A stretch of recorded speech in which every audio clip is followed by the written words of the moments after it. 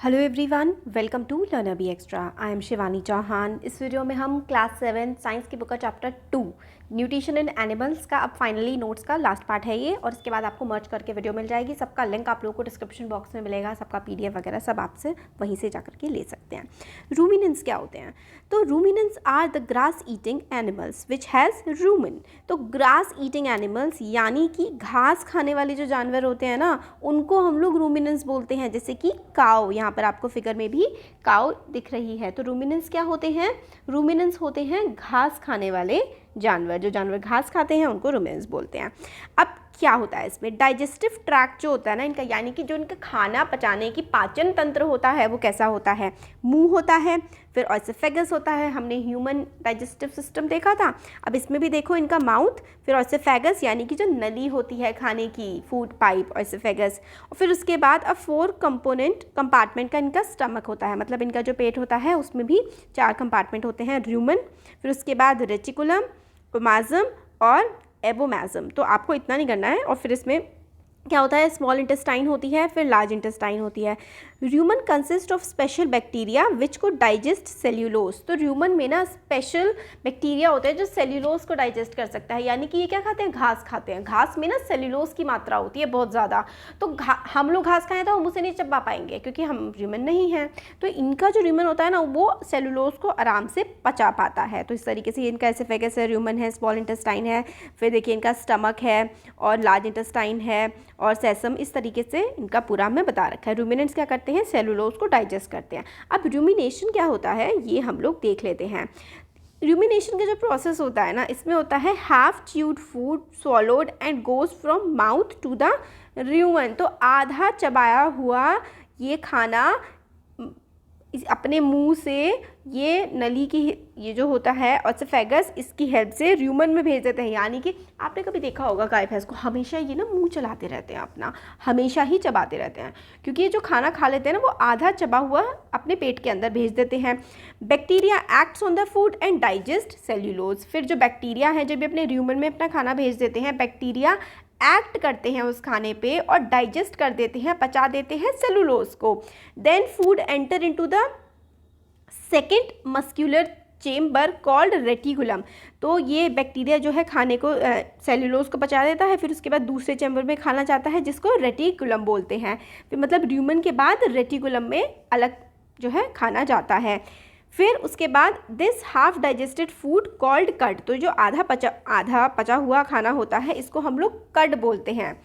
और send back to mouth to chewed again. तो ये जो कड होता है ना, कड को ही वापस मुंह में आता है। ये मतलब ये पहले इन्होंने खाना खाया, र्यूमन में गया, फिर उसके बाद वहाँ पे जो है सेलुलोज पच गए, सेलुलोज के पचने के बाद दूसरे चैम्बर जिसको रेटिकुलम बोलते हैं वहाँ भेज दिया। फिर रेटिकुलम से फिर ये खाना इनके मुंह में वापस आ जाता है। मतलब जो पचा हुआ खाना इनके मुंह में फिर से वापस आता है क्योंकि वो आधा पचा हुआ है।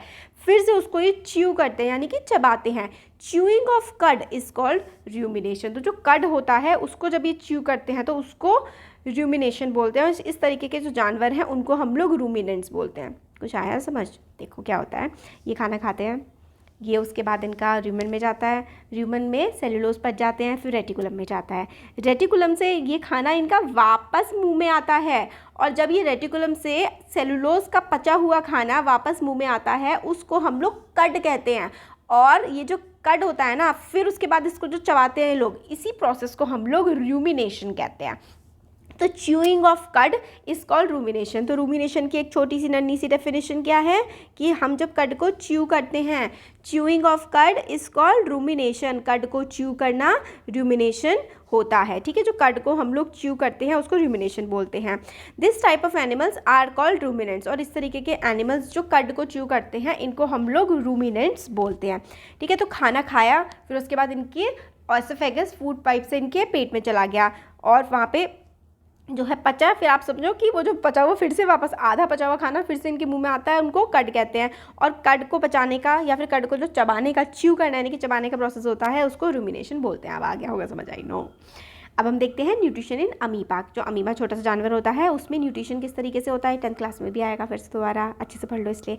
इंजेक्शन होता है इसमें देखो ये 5 प्रोसेस होते हैं न्यूट्रिशन इन अमीबा पे, injection, digestion, absorption, assimilation and ejection.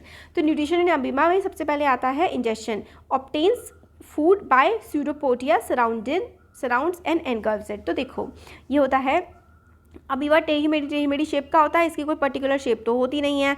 अभी क्या करता है, जैसे ही इसका खाना आता है ना, इसके पास जैसे इसको खाना दिखता है कि भाई खाना आ गया, तो अपना ना अपनी शेप चेंज कर लेता है और इस तरीके से खाने को दबाने की कोशिश करता है, ऐसे घूमता है, फिर खाने को एकदम से फटाफट अपने अंदर ले लेता है। ये होता है pseudopodia.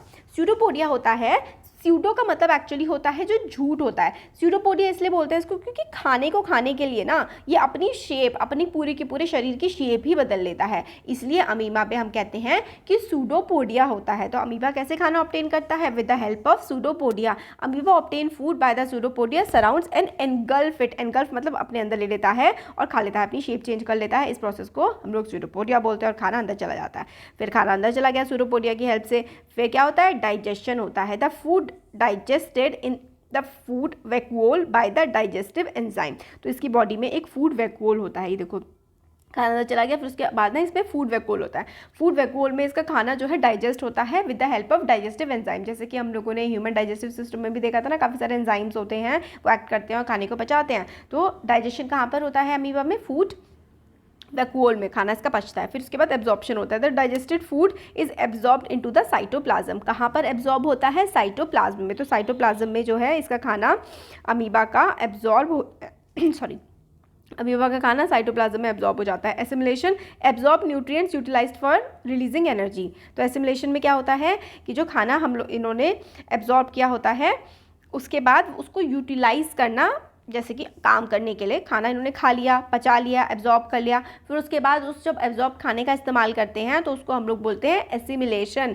Absorb nutrients utilized for releasing energy. फिर इजेक्शन, यानी कि जो waste material are digested into the discharge into the surrounding by rupturing the food vacuole. तो फूड वैक्यूल से जो बाकी खाना होता है ना, जैसे कि हम लोग भी जो इजेस्ट करता है, यानी कि अपनी बॉडी से बिना पचा हुआ खाना बाहर निकाल देना, जैसे बॉडी जाते हैं ना सुबह, तो वही जो होता है इजेक्शन उसको बोलते हैं। तो फूड गया स्यूडोपोडिया हुई इंजेक्शन, फिर खाना पचा डाइजेशन, फिर उसके बाद एब्जॉर्प्शन, फिर खाना अच्छे से मिला एसिमिलेशन, और फिर उसके बाद जो अनडाइजेस्टेड फूड था वेस्ट मटीरियल बाहर निकाल देना उसको इजेक्शन बोलते हैं। तो यही था बस इस चैप्टर में हम लोगों ने देख लिया। ठीक है, अमीबा होता है, इसमें न्यूक्लियस होता है, ये सब इतना, फिर फूड वैक्यूल होता है, फिर बाहर की सेल मेम्ब्रेन होती है, स्यूडोपोड्स बोलते हैं क्योंकि ये अपनी शेप चेंज कर लेते हैं। ठीक है, तो हमने इस वाले वीडियो में देखा रुमिनेशन और न्यूट्रिशन इन अमीबा। अभी हमारा चैप्टर हो गया कंप्लीट। अगर वीडियो अच्छा लगा है तो ज़रूर चैनल को सब्सक्राइब करिए, वीडियो को लाइक करिए और शेयर करिए। Thank you.